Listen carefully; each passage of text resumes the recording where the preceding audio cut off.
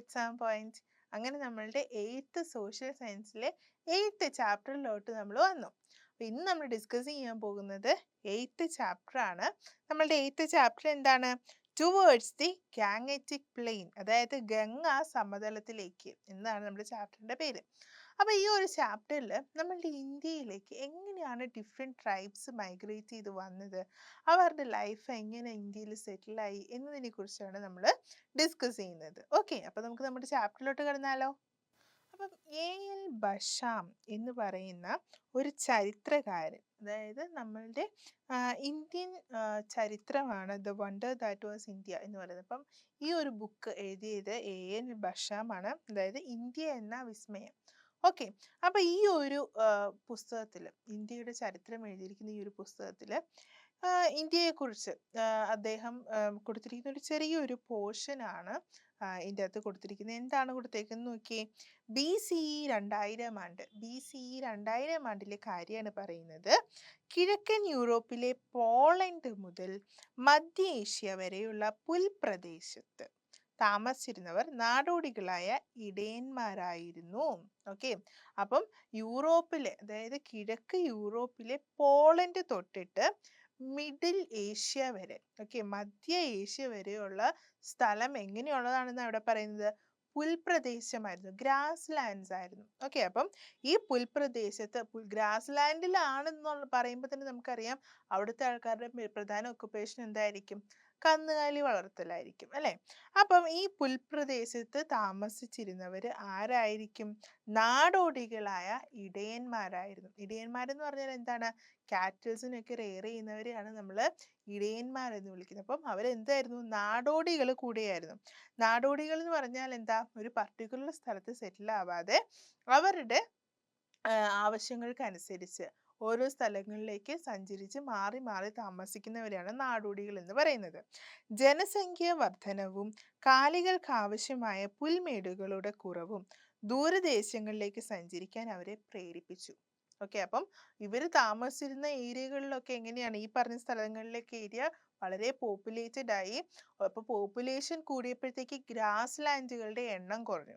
അപ്പോൾ പുൽപ്രദേശങ്ങളില്ലാതെ ഇവർക്ക് എന്ത് ചെയ്യാൻ പറ്റില്ല? കാറ്റിൽ റെയറിങ് നടത്താനായിട്ട് പറ്റില്ല.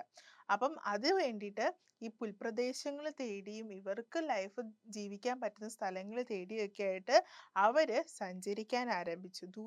ദൂരത്തുള്ള ദേശങ്ങളിലേക്ക് സഞ്ചരിക്കാനായിട്ട് ആരംഭിച്ചു. അവർ പടിഞ്ഞാറോട്ടും കിഴക്കോട്ടും തെക്കോട്ടും സംഘങ്ങളായി സഞ്ചരിച്ചു. അപ്പോൾ ഇവിടെ ഈ താമസിച്ചിരുന്ന ആൾക്കാർ എന്താണ്? ഇവരുടെ ഈ ഗ്രാസ് ലാൻഡ് തേടിയിട്ട്, ഇവർക്ക് കന്നുകാലികളെയൊക്കെ മേയ്ക്കാനുള്ള ഗ്രാസ് ലാൻഡ് തേടിയിട്ട് പല സ്ഥലങ്ങളിലോട്ട് ചിന്നിച്ചിതറി, ഗ്രൂപ്പുകളായിട്ട് ചിന്നിച്ചിതറി സഞ്ചരിക്കാനായിട്ട് തുടങ്ങി. എവിടേക്കൊക്കെ പോയ? പടിഞ്ഞാറോട്ട് ഒരു ഗ്രൂപ്പ് പോയി, കിഴക്കോട്ടൊരു ഗ്രൂപ്പ് പോയി, തെക്കോട്ടൊരു ഗ്രൂപ്പ് പോയി. ഓക്കെ, അങ്ങനെ അവർ സഞ്ചരിക്കാൻ തുടങ്ങി. കന്നുകാലികളെയും തങ്ങളിണക്കി വളർത്തിയ കുതിരകളെയും അവരവരുടെ കൂട്ടത്തിൽ കൂട്ടി. യാത്രക്കിടയിൽ കണ്ടുമുട്ടിയ പല തരക്കാരായ ജനവിഭാഗങ്ങളോട് കലഹിച്ചും ഇഴുകിച്ചേർന്നും അവർ മുന്നോട്ട് നീങ്ങി. അവരിൽ ഒരു വിഭാഗം യൂറോപ്പിലെത്തി. അപ്പം അവിടെ സ്പ്ലിറ്റായി പോയില്ലായിരുന്നോ? അതായത് ഈ ഗ്രാസ് ലാൻഡ് അന്വേഷിച്ച് അവർ പല ഗ്രൂപ്പുകളായിട്ട് സ്പ്ലിറ്റ് ആയിരുന്നു അല്ലേ. കുറച്ചുപേര് പടിഞ്ഞാറും കിഴക്കോട്ടും തെക്കോട്ടും ഒക്കെ പോയല്ലേ.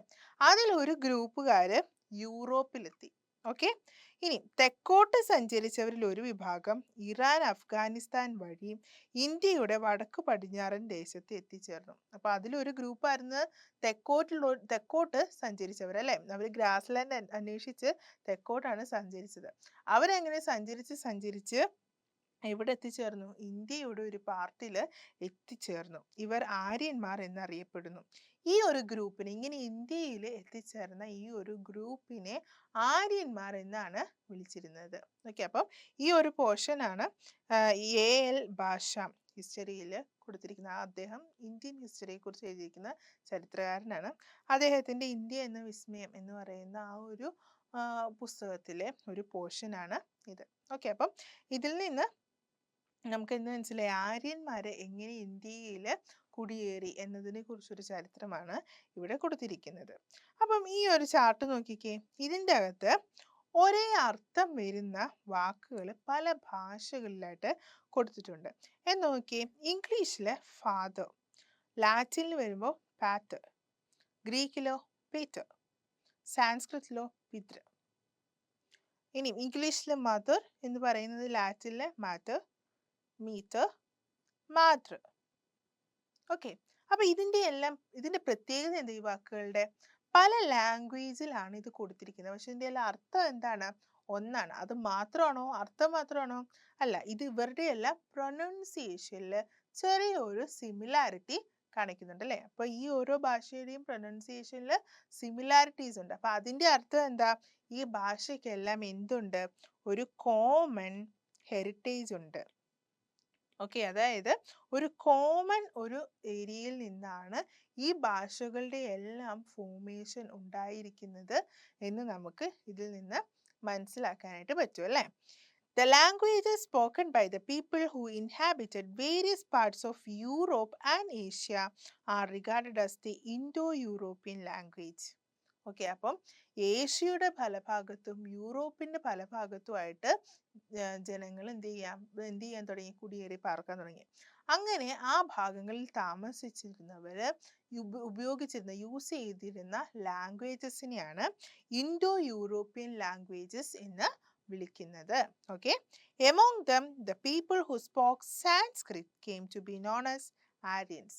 അപ്പം ഈ ഇൻഡോ യൂറോപ്യൻ ലാംഗ്വേജസിൽ, അതായത് യൂറോപ്പിലും ഏഷ്യയിലും ഒക്കെ കൂടി ചേർന്നവർ, കുടിയേറി പാർത്തവര് അന്നത്തെ കാലത്ത് സംസാരിച്ചിരുന്ന ഭാഷകളെയാണ് നമ്മൾ ഇൻഡോ യൂറോപ്യൻ ലാംഗ്വേജസ് എന്ന് വിളിക്കുന്നതെന്ന് പറഞ്ഞു.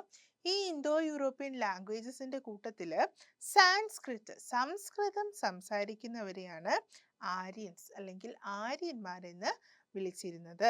The first literary work in Sanskrit is the Rigveda. Okay, അപ്പോൾ ഈ സംസ്കൃതത്തിൽ രചിക്കപ്പെട്ട ഏറ്റവും ആദ്യത്തെ കൃതി എന്ന് പറയുന്നത് ഋഗ്വേദമാണെന്നാണ് പറയുന്നത്.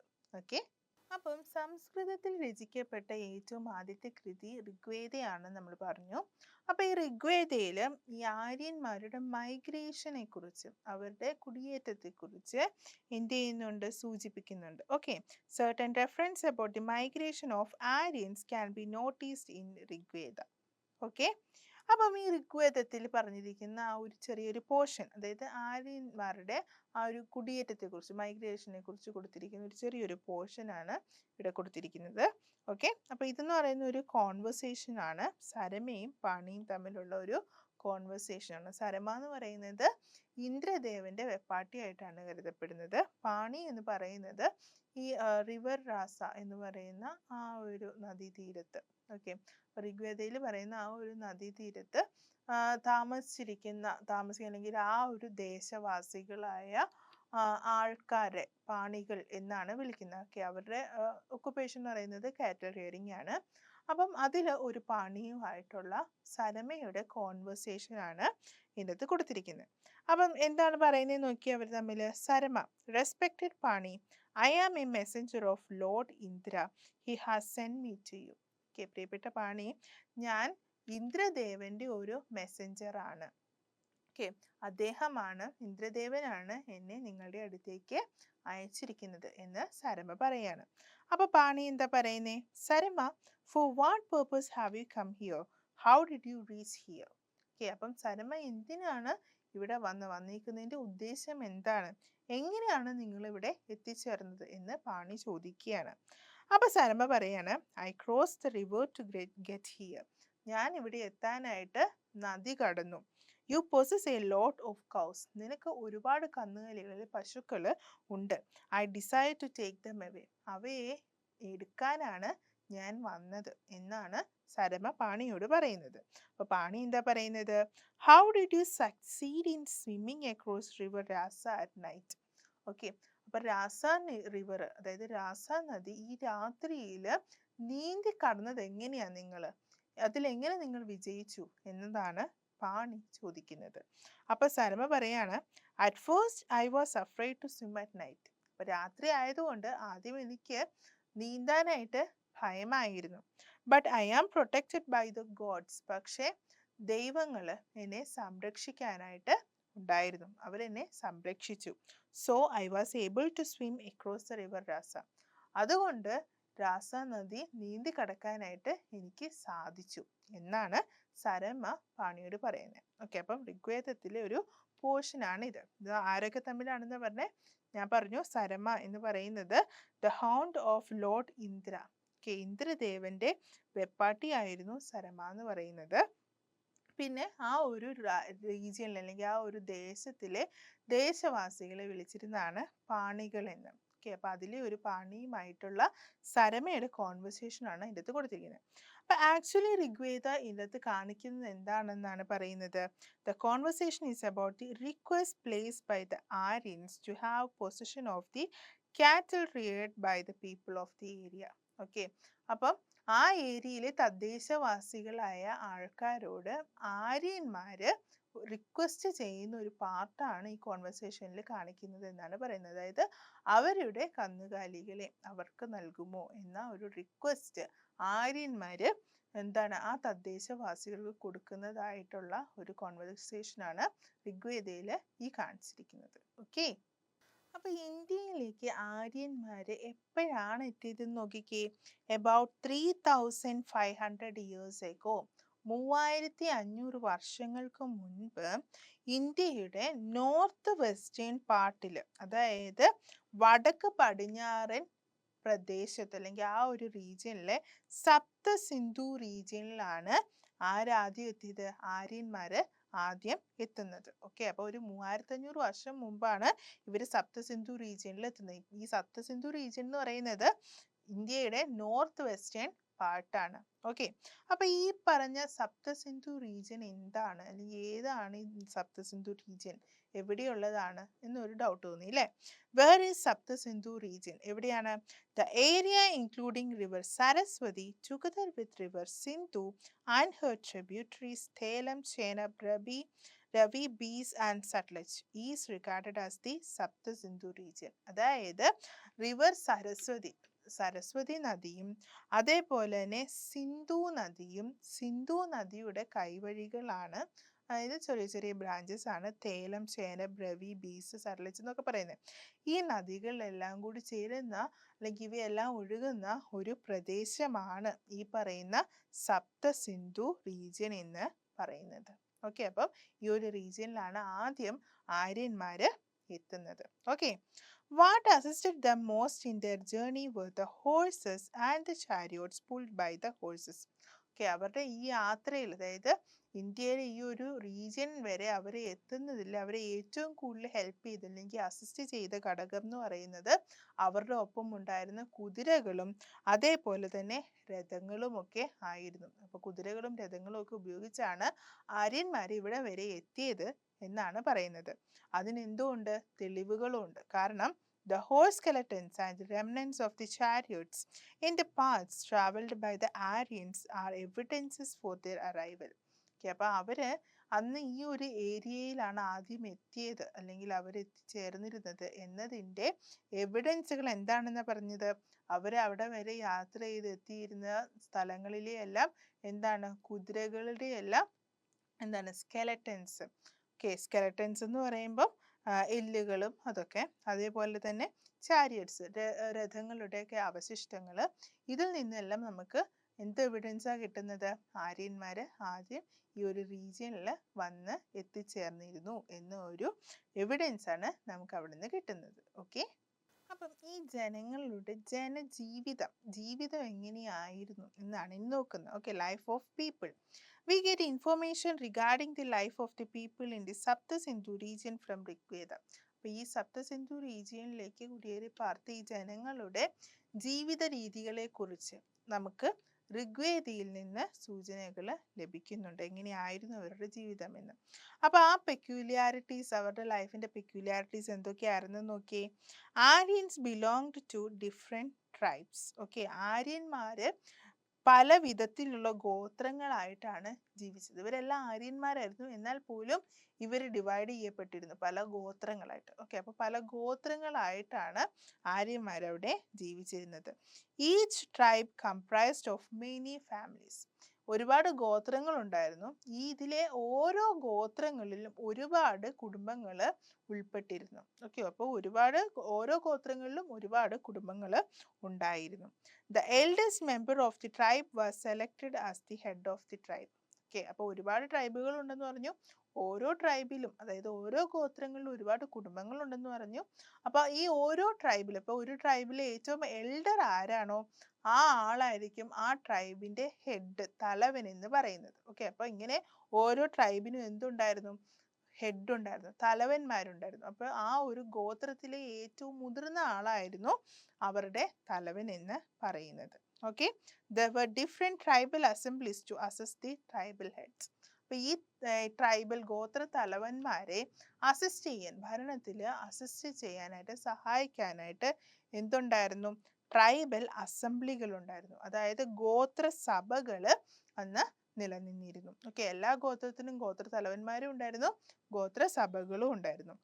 ഈ ഗോത്രസഭകളെ എന്തൊക്കെ പേരിലാണ് വിളിച്ചിരുന്നത് നോക്കിയേ? വിധാത, സഭ, സമിതി.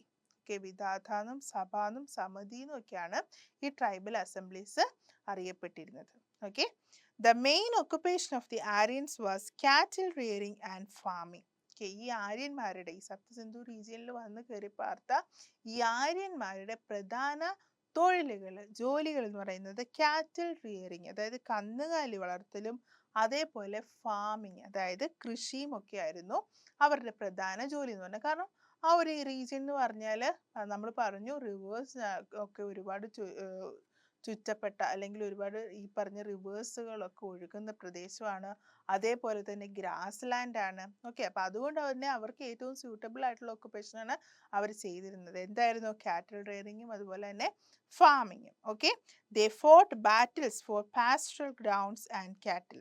ഓക്കെ, അപ്പൊ കന്നുകാലികളെ സ്വന്തമാക്കാനും മേച്ചിൽപ്പുറങ്ങൾ സ്വന്തമാക്കാനും വേണ്ടിയൊക്കെ ആയിരുന്നു അന്നത്തെ പ്രധാന യുദ്ധങ്ങൾ നടന്നിരുന്നത്. അന്നത്തെ യുദ്ധങ്ങളുടെ ഒക്കെ പ്രധാന റീസൺ ഇതായിരുന്നു. എന്ത്? കന്നുകാലികളെ സ്വന്തമാക്കുക, അതേപോലെ തന്നെ ഈ മേച്ചൽ പുറങ്ങൾ, അങ്ങനത്തെ ലാൻഡുകളൊക്കെ സ്വന്തമാക്കുക. അതിന്റെ പേരിലൊക്കെയുള്ള യുദ്ധങ്ങളായിരുന്നു അന്ന് പ്രധാനമായിട്ടും അവരുടെ ഇടയിൽ നടന്നിരുന്നത്. ഓക്കെ, അടുത്ത് നോക്കിക്കേ. The priests who conducted sacrifices, yagas, to ensure success in battles, and the tribal heads who led the Aryans in war amassed more and more wealth. Okay, അപ്പൊ അവരുടെ ഇടയിൽ ഏറ്റവും കൂടുതൽ സമ്പന്നരായത് ആരൊക്കെയാണെന്നാണ് പറയുന്നത്. ആരായിരുന്നു? അതായത് ഈ യുദ്ധങ്ങൾക്ക് വേണ്ടി യാഗങ്ങൾ നടത്തുമായിരുന്നു. സാക്രിഫൈസസ്, യാഗങ്ങൾ എന്നാണ് അതിന് പറയുന്നത്, നടത്തുമായിരുന്നു. അപ്പൊ അത് നടത്തുന്നത് ആരാണ്? യാഗം നടത്താൻ അധികാരം പ്രീസ്റ്റുകൾക്കാണ്. ഓക്കെ, പുരോഹിതന്മാർക്കാണ് അവരുടെ ഇടയിൽ. അപ്പൊ ഈ പ്രീസ്റ്റുകള് എന്ത് ചെയ്തു? ഈ യുദ്ധങ്ങള് നടത്താനായിട്ടുള്ള യാഗങ്ങള് നടത്തിയിരുന്നു. അതേപോലെ തന്നെ ഈ ട്രൈബിലെ ഹെഡ്, ഗോത്ര തലവൻ ആര്യന്മാരെ എന്തിൽ നയിച്ചിരുന്നു? യുദ്ധത്തില് നയിച്ചിരുന്നു. ഓക്കെ, അപ്പൊ ഈ രണ്ട് ഗ്രൂപ്പ്, അതായത് പ്രീസ്റ്റുകളും അതേപോലെ തന്നെ ട്രൈബൽ ഹെഡും ഗോത്ര തലവനും, ഇവർ രണ്ട് കൂട്ടരാണ് അവരുടെ കൂട്ടത്തിൽ ഏറ്റവും കൂടുതൽ സമ്പത്തുകൾ നേടിയെടുത്തത്. ഈ യാഗങ്ങളിലൂടെയും ഈ യുദ്ധത്തിന്റെ പേരിലും ഒക്കെ എന്താണ്, ഇവര് ഒരുപാട് സമ്പത്ത് നേടിയെടുത്തു. Thus control over wealth came to these people. അങ്ങനെ സമ്പത്തിന്റെ പരമായിട്ടുള്ള അല്ലെങ്കിൽ സാമ്പത്തികമായിട്ടുള്ള നിയന്ത്രണം ഇവരുടെ കൈകളിലായി. ആരുടെ കൈകളില്? നമ്മുടെ പ്രീസ്റ്റിന്റെ കയ്യിലും അതേപോലെ തന്നെ നമ്മളുടെ ട്രൈബൽ ഹെഡിന്റെ കയ്യിലും.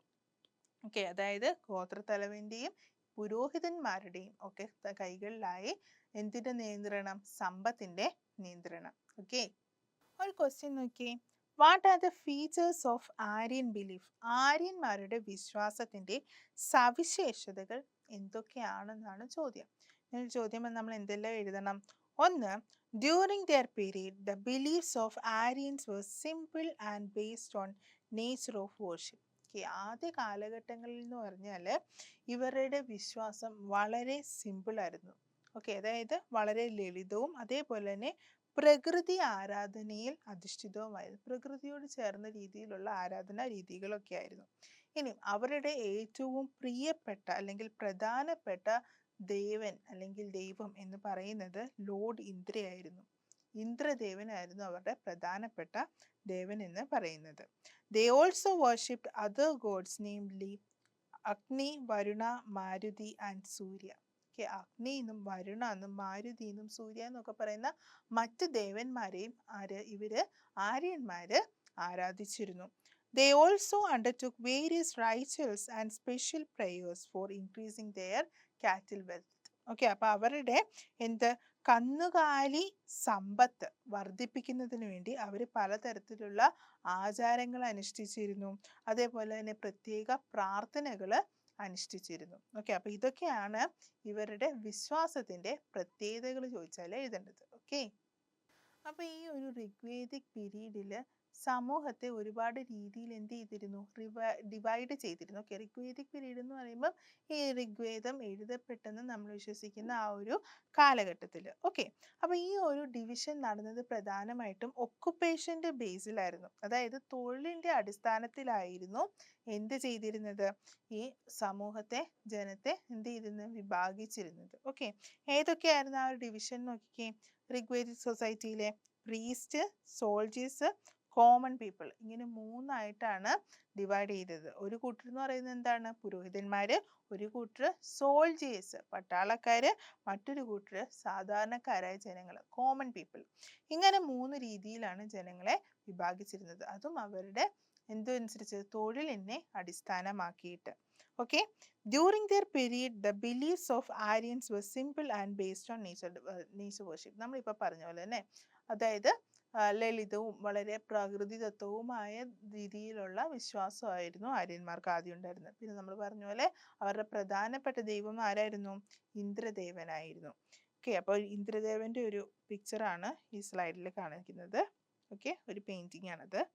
They also worshipped other god, namely Agni, Varuna, Maruti and Surya. Okay, നമ്മളിപ്പോൾ പറഞ്ഞ കാര്യം അല്ലേ, അഗ്നിന്നും വരുണാന്നും മാരുതിന്നും സൂര്യ എന്നൊക്കെ പറയുന്ന മറ്റ് ദേവന്മാരെയും ഇവര് ആരാധിച്ചിരുന്നു. They also undertook various rituals and special prayers for increasing their cattle wealth. Okay, അപ്പോൾ അവരുടെ കന്നുകാലി സമ്പത്ത് വർദ്ധിക്കാനായിട്ട് അവർ പ്രത്യേകതരം പ്രാർത്ഥനകളും ആചാരങ്ങളും ഒക്കെ നടത്തിയിരുന്നു. ഓക്കെ, അപ്പം നമ്മളുടെ സപ്ത സിന്ധു റീജിയനിൽ എത്തിച്ചേർന്ന ആര്യന്മാര് പിന്നെ എങ്ങനെ ഗംഗാ തടത്തിലേക്ക്, അതായത് ഗാങ്ങറ്റിക് പ്ലെയിനിലോട്ട് എത്തി എന്നാണ് നമ്മൾ ഇനി നോക്കാൻ പോകുന്നത്. So towards the Gangetic plain, Ganga തടത്തിലേക്ക്. From the Sapta Sindhu region the Aryans migrated to the areas adjoining the Gangetic plain by clearing the forest. Okay, അവരെങ്ങനെ എത്തി എന്ന് പറയുന്നത്, കാട് വെട്ടിത്തെളിച്ച്. ഓക്കെ, അപ്പൊ സപ്തസിന്ധു റീജിയനിൽ നിലനിന്നിരുന്ന, അല്ലെങ്കിൽ അവിടെ എത്തിച്ചേർന്ന ആര്യന്മാര് ആ കാലഘട്ടങ്ങളിലൊക്കെ എന്ന് പറഞ്ഞാൽ ഈ റീജിയനിലെല്ലാം കാടുകളായിരുന്നു.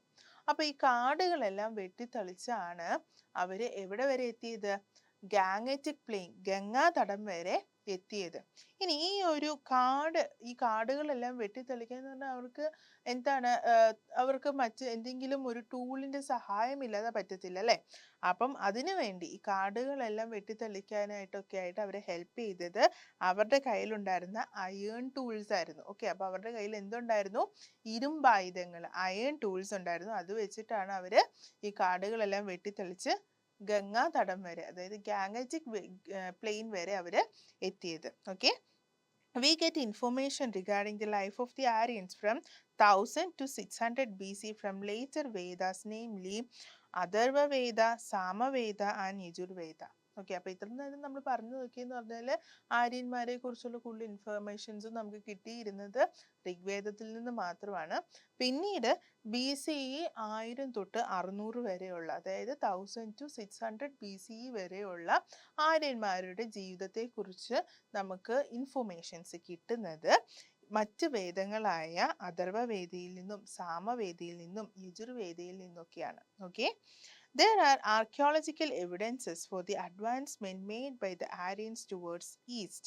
ഓക്കെ, അതായത് ആര്യന്മാര് ഈസ്റ്റിലോട്ട് മൈഗ്രേറ്റ് ചെയ്തിരുന്നു, അവരവിടെ സെറ്റിൽ ആയിരുന്നു, ജീവിച്ചിരുന്നു എന്നതിനുള്ള ആർക്കിയോളജിക്കൽ എവിഡൻസസ് നമുക്ക് ആ ഭാഗങ്ങളിൽ നിന്ന് ലഭിച്ചിട്ടുണ്ട്.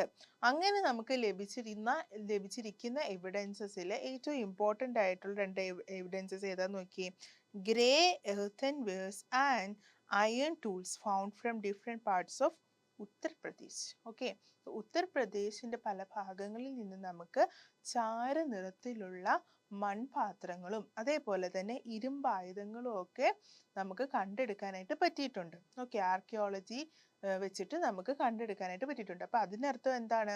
അവർ ഈ ഒരു പാർട്ടിൽ അവരുടെ ലൈഫ് സെറ്റിൽ ആക്കിയിരുന്നു, അവർ ഇവയെല്ലാം യൂസ് ചെയ്തിരുന്നു എന്നാണ്. ഓക്കെ, അപ്പോൾ അവരന്ന് യൂസ് ചെയ്തെന്ന് നമ്മൾ കരുതപ്പെടുന്ന എവിഡൻസിൽ ഒന്നായിരുന്നു നമ്മളുടെ ഗ്രേ എർത്തൻ വേഴ്സ്. അത് ഏകദേശം ഇങ്ങനെയായിരുന്നു, ഈ ഒരു പിക്ചറിൽ കാണുന്ന പോലെയായിരുന്നു ഇരുന്നിരുന്നത്. Okay, towards an agrarian society. ഇങ്ങനെ നമ്മളുടെ ആര്യന്മാർ ഗാങ്ങറ്റിക് പ്ലെയിനിലെത്തി. അവിടെ നിന്ന് അവർ പതിയെ കൃഷിയിലോട്ട് ഇറങ്ങുകയാണ്. അവരൊരു കാർഷിക സമൂഹമായിട്ട് മാറുകയാണ്. അതെങ്ങനെയാന്ന് നോക്കിയേ. The Aryans who reached the Gangetic plain clear the forest using iron implements. നമ്മൾ പറഞ്ഞല്ലേ, ഫോറസ്റ്റുകളെല്ലാം ക്ലിയർ ചെയ്യാനായിട്ട് അവർ യൂസ് ചെയ്തത് എന്താണ്? ഇരുമ്പ് ആയുധങ്ങളാണ് നമ്മൾ പറഞ്ഞു. They started farming in the fields using iron ploughshare. Okay, അപ്പം അയൺ, ഇരുമ്പ് കൊണ്ടുള്ള കലപ്പകൾ ഉപയോഗിച്ച് അവര് അവിടെയുള്ള നിലം ഉഴുതുമറിച്ചു. എന്നിട്ട് അവിടെ എന്തു ചെയ്യാൻ തുടങ്ങി? കൃഷി ചെയ്യാനായിട്ട് തുടങ്ങി. With the expansion of agriculture, the Aryans were transformed into a settled society. അങ്ങനെ ഈ അഗ്രികൾച്ചർ എക്സ്പാൻഡ് ചെയ്തു. അങ്ങനെ അഗ്രികൾച്ചർ ഡെവലപ്പായി തുടങ്ങി കഴിഞ്ഞപ്പോഴത്തേക്ക് ഇവർ ഏത് സ്ഥലങ്ങളിലാണോ കൃഷി ചെയ്യുന്നത് ആ ഭാഗങ്ങളിൽ അവരവരുടെ ലൈഫ് സെറ്റിലാക്കാൻ തുടങ്ങി, അതായത് സ്ഥിരതാമസമാക്കാൻ തുടങ്ങി. അതുവരെ അവരെങ്ങനെയായിരുന്നു? നാടോടികളെ പോലെ അവരുടെ കാറ്റിൽസിനും ഒക്കെ മേച്ചിൽപ്പുറങ്ങൾ കണ്ടെത്താനായിട്ട് മാറി മാറി നാടുകൾ സഞ്ചരിച്ചിരുന്നവരാണ്. എന്നാൽ കൃഷി ഇവിടെ ഈ ഗാങ്ങറ്റിക് പ്ലെയിനിൽ ആരംഭിച്ചതോടെ അവർ എന്ത് തുടങ്ങി? ഒരു സെറ്റിൽഡ് ലൈഫ് തുടങ്ങി എന്നാണ് പറയുന്നത്. ഓക്കെ, അങ്ങനെ നാടോടികളായിരുന്ന നമ്മുടെ ആര്യന്മാര് ഗാങ്ങറ്റിക് പ്ലെയിനിൽ സ്ഥിരതാമസമാക്കാൻ തുടങ്ങി നമ്മൾ പറഞ്ഞല്ലേ. The place where nomadic people started to settle permanently came to be known as Janapatha. അപ്പം ഇങ്ങനെ നാടോടികളായിരുന്ന ജനങ്ങൾ സെറ്റിലാകാൻ വേണ്ടി തുടങ്ങി. അങ്ങനെ ഓരോ സ്ഥലങ്ങൾ, അതായത് ഇവർ സെറ്റിലാക്കപ്പെട്ട സ്ഥലങ്ങളെ ജനപദ എന്നാണ് അറിയപ്പെട്ടിരുന്നത്. ഓക്കെ, ജനപദം എന്നാണ് അറിയപ്പെട്ടിരുന്നത്. ഓക്കെ, അപ്പം നൊമാഡിക് പീപ്പിൾ എന്ന് പറഞ്ഞാൽ നാടോടികളായ ജനങ്ങൾ. ഓക്കെ, അപ്പം അങ്ങനെ നാടോടികളായി നടന്ന ജനങ്ങൾ ഇങ്ങനെ ഗാങ്ങറ്റിക് പ്ലെയിനിൽ ഓരോ സ്ഥലങ്ങളിൽ വന്ന് സെറ്റിൽ ആവാൻ തുടങ്ങി. അപ്പോൾ ഇങ്ങനെ ഈ സെറ്റിൽ ആവുന്ന റീജിയൻസിനെ വിളിച്ചിരുന്നത് ജനപദ അല്ലെങ്കിൽ ജനപദം എന്നായിരുന്നു. The head of the tribe become the king. ഇവർക്ക് ഒരുപാട് ഗോത്രങ്ങളുണ്ടെന്ന് നമ്മൾ പറഞ്ഞിരുന്നു അല്ലേ. ഇങ്ങനെ ഓരോ ഗോത്രങ്ങളുടെയും ഹെഡ് എന്തായി മാറി? രാജാവായി മാറി. ഗോത്രത്തിന്റെ ഹെഡ് രാജാവായിട്ട് മാറി. Kingship become hereditary. അങ്ങനെ ആ രാജഭരണം അവിടെ തുടങ്ങുകയാണ്. ഇനി ഈ രാജഭരണം പിന്നീട് എന്തായി മാറി? പരമ്പരാഗതമായി മാറി. ഇപ്പം ഇന്നൊരാൾ രാജാവാണെങ്കിൽ നാളെ ഇയാളുടെ മകനായിരിക്കും രാജാവ്. ആ രാജാവിന്റെ കാലം കഴിയുമ്പോൾ ആ രാജാവിന്റെ മകനായിരിക്കും അടുത്ത രാജാവ്. ഓക്കെ, അങ്ങനെ ഹെറിഡിറ്ററി ആയിട്ട് മാറി എന്ത്? കിങ്ഷിപ്പ്, രാജഭരണം. Okay, the importance of assemblies of each tribe diminished.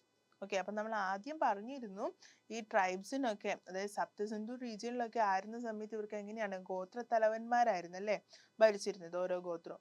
ഇനിയും ഈ ഗോത്ര തലവന്മാർക്ക് ഹെൽപ്പ് ചെയ്യാനായിട്ട് എന്തുണ്ടായിരുന്നു? ട്രൈബൽ അസംബ്ലീസ് ഉണ്ടായിരുന്നു അല്ലേ, ഗോത്ര സഭകൾ ഉണ്ടായിരുന്നു.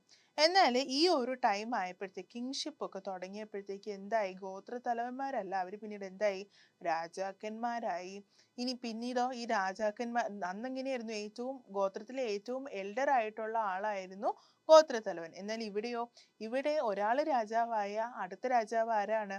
ആളുടെ മകൻ അല്ലെ. അതായത് ഒരു ഹെറിഡിറ്ററി ആയിട്ട് മാറി കിങ്ഷിപ്പ് എന്ന് പറയുന്നത്, പരമ്പരാഗതമായിട്ട് മാറി. അപ്പൊ അങ്ങനെ വന്നു കഴിഞ്ഞപ്പോഴത്തേക്ക് ഇവിടെ ഈ ഗോത്ര സഭകളുടെ ഇമ്പോർട്ടൻസ് കുറഞ്ഞു. Okay, the farmers started the system of giving a part of their yield as tax to the king in return of protecting agricultural land. Okay, അപ്പം കൃഷി ആയിരുന്നല്ലോ അന്ന് അവരുടെ പ്രധാനപ്പെട്ട ഒക്കുപേഷൻ ആയി മാറിയത് അല്ലേ. അപ്പം അങ്ങനെ കൃഷി ചെയ്തിരുന്ന കർഷകര് അവരുടെ കൃഷിയിലെ കുറച്ച് ഭാഗങ്ങൾ, അല്ലെങ്കിൽ അവരുടെ കൃഷിയിൽ നിന്ന് അവർക്ക് ലഭിക്കുന്ന സാധനങ്ങൾ, അതായത് അവർക്ക് കിട്ടുന്ന ആ ഉൽപാദനത്തിന്റെ ഒരു പങ്ക് അവര് രാജാവിന് കൊടുത്തു. അതിന് പകരമായിട്ട് രാജാവ് എന്ത് ചെയ്യണം?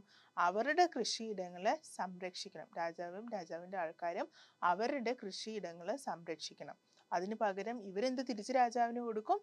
അവരുടെ കൃഷിയിൽ നിന്ന് അവർക്ക് കിട്ടുന്ന പ്രൊഡക്ഷൻ, അതായത് അവരുടെ ഉൽപാദനത്തിൽ നിന്നുള്ള ഒരു പങ്ക് ഈ കർഷകര് രാജാവിന് കൊണ്ടുപോയി കൊടുക്കുമായിരുന്നു. ഇറ്റ് വാസ് നോൺ ആസ് ബലി ആൻഡ് ബാഗ.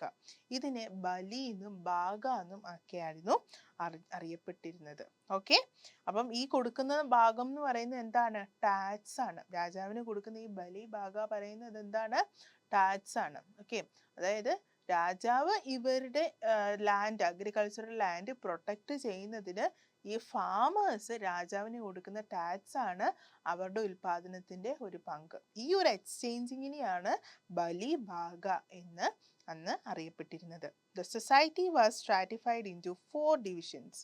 അതിനുശേഷം ഈ ഒരു വലിയ സമൂഹമായിട്ട് ഇവർ മാറി. ഈ സമൂഹത്തിൽ എന്തുണ്ടായി? ഡിവിഷൻസ്, വിഭാഗങ്ങളായിട്ട് മാറി. ഓക്കെ, മെയിനായിട്ട് 4 വിഭാഗങ്ങളായിട്ട് ജനങ്ങളുടെ ഇടയിൽ വിഭാഗിക്കപ്പെട്ടു. അത് ഏതൊക്കെയായിരുന്നു ആ 4 വിഭാഗം? നോക്കി, ഗാംഗറ്റിക് പ്ലെയിനിലെ ആ 4 സമൂഹത്തിലെ വിഭാഗങ്ങൾ ഏതൊക്കെയായിരുന്നു? ഒന്ന്, ബ്രാഹ്മണാസ്, ബ്രാഹ്മണര്. ഓക്കെ, അവരാരായിരുന്നു? ബ്രാഹ്മണാസ് എന്നറിയപ്പെട്ടിരുന്ന ആരായിരുന്നു? പ്രീസ്റ്റുകൾ, പുരോഹിതന്മാരായിരുന്നു ബ്രാഹ്മണന്മാരെന്ന് അറിയപ്പെട്ടിരുന്നത്. ഇനി ഈ ഒരു വിഭാഗത്തിൽ, ബ്രാഹ്മണ എന്ന് പറയുന്ന വിഭാഗത്തിൽപ്പെട്ടവർ ആരായിരുന്നു? പുരോഹിതന്മാരായിരുന്നു.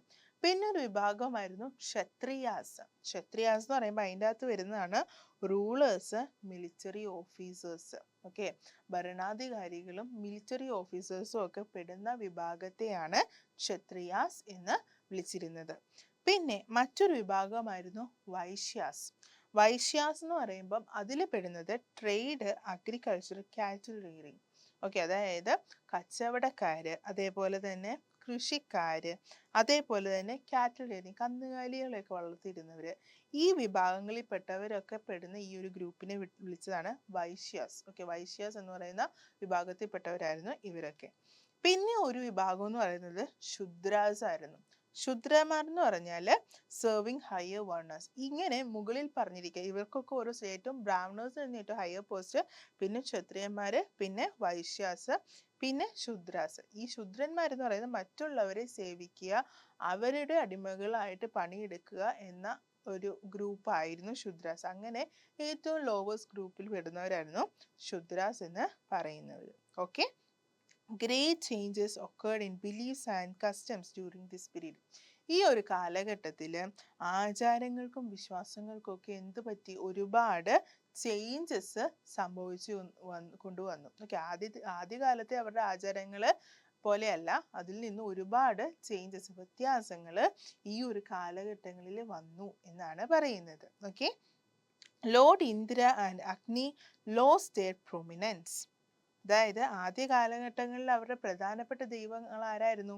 ഇന്ദ്രനായിരുന്നു പ്രധാനപ്പെട്ട ദൈവം. അതിനോടൊപ്പം തന്നെ അവര് അഗ്നിദേവനെയും സൂര്യദേവനെയും ഒക്കെ ആരാധിച്ചിരുന്നത് നമ്മൾ പഠിച്ചല്ലേ. എന്നാൽ ഈ ഒരു സമയമൊക്കെ ആയപ്പോഴത്തേക്ക് എന്തായി? ഈ അഗ്നിദേവന്റെയും ഇന്ദ്രദേവന്റെയും ഒക്കെ പ്രാധാന്യം നഷ്ടപ്പെട്ടു. അവരെക്കാൾ പ്രാധാന്യം ആർക്ക് കൊടുത്തു? പ്രജാപതിക്കും വിഷ്ണുവിനും. ഓക്കെ, പ്രജാപതി, വിഷ്ണു എന്ന് പറയുന്ന ദൈവങ്ങൾക്ക് കൂടുതൽ പ്രാധാന്യം വർദ്ധിച്ചു. Simple rituals and practices gave way to complicated and complex ways of worship. ഇവരുടെ ആദ്യത്തെ കാലഘട്ടങ്ങളിൽ എങ്ങനെയായിരുന്നു? വളരെ ലളിതമായ ആചാരങ്ങളും അതേപോലെ അനുഷ്ഠാനങ്ങളും ഒക്കെ ആയിരുന്നു ആദ്യ കാലഘട്ടങ്ങളിൽ ഇവർക്കുണ്ടായിരുന്നത്. എന്നാൽ ഈ ഒരു സമയം ആയപ്പോഴത്തേക്ക് ആരാധന രീതികളൊക്കെ ഭയങ്കര കോംപ്ലക്സ് ആവാൻ തുടങ്ങി, ഭയങ്കര സങ്കീർണമാകാൻ തുടങ്ങി. അവർക്ക് ഒരുപാട് റൈച്വൽസ് കൂടി വരാൻ തുടങ്ങി. Means of worship and religious practices including the sacrifice of animals become costly. മൃഗബലികളൊക്കെ നടത്താനായിട്ട് തുടങ്ങി. അത് മാത്രമല്ല, ചെറിയ രീതിയിലൊന്നുമല്ല, വളരെ ചെലവേറിയ മൃഗബലി ആചാരങ്ങളൊക്കെ അവര് ഈ ഒരു കാലഘട്ടങ്ങളിൽ ചെയ്യാനായിട്ട് തുടങ്ങി. The priest become more powerful. ഇങ്ങനെ ബലികള്, ആചാരങ്ങള്, യാഗങ്ങളൊക്കെ ആ കാലഘട്ടത്തിൽ കൂടി വന്നപ്പോഴത്തേക്ക് ഇതൊക്കെ ചെയ്യുന്ന ആരാണ്? പ്രീസ്റ്റ് ആണ് അല്ലെ, പുരോഹിതന്മാരാണ് ഈ ആചാരങ്ങളും അനുഷ്ഠാനങ്ങളും ഒക്കെ ജനങ്ങൾക്ക് വേണ്ടി ചെയ്യുന്നവര്. അപ്പം ഒരു നല്ലൊരു പങ്ക് ഒരു പങ്കും ഈ ഒരു ഇതിന്റെ ഭാഗമായിട്ട് നിൽക്കുന്ന പ്രീസ്റ്റിന് കിട്ടും അല്ലെ. അങ്ങനെ ഈ പ്രീസ്റ്റുകൾ, പുരോഹിതന്മാര് കൂടുതൽ ശക്തരായി മാറി. ഓക്കെ, പിന്നീട് ഈ ഇങ്ങനെ അഗ്രികൾച്ചറൽ സൊസൈറ്റികൾ, അഗ്രികൾച്ചർ വളർന്നതോടെ എന്ത് വളരാൻ തുടങ്ങി? സിറ്റീസ്, നഗരങ്ങൾ ഉയർന്നു വളരാനായിട്ട് തുടങ്ങി. The fertility of the soil and the use of iron made the Gangetic Plain a better agricultural land.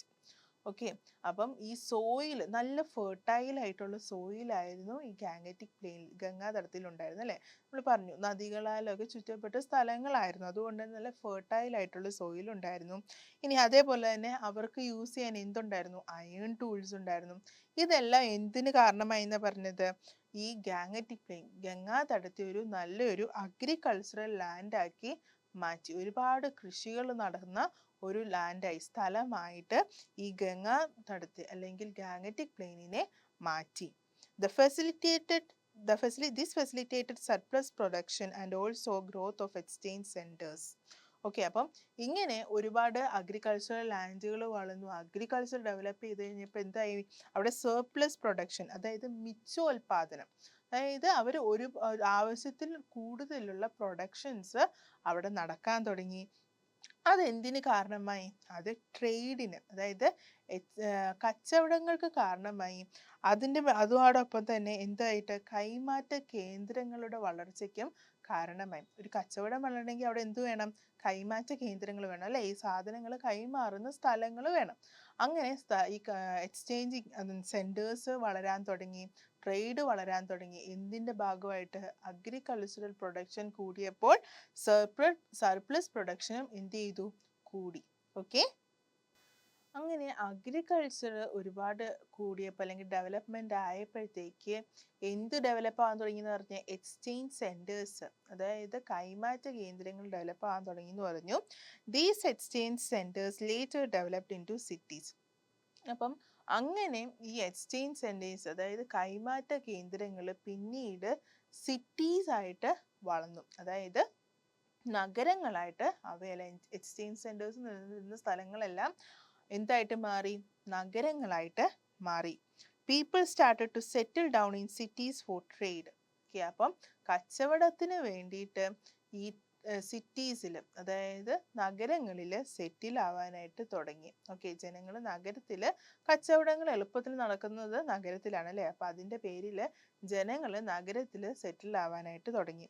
Among such cities the most prominent were Rajagriha, Sravasti, Vaishali, Banaras, Kushinagara, Kaushambi.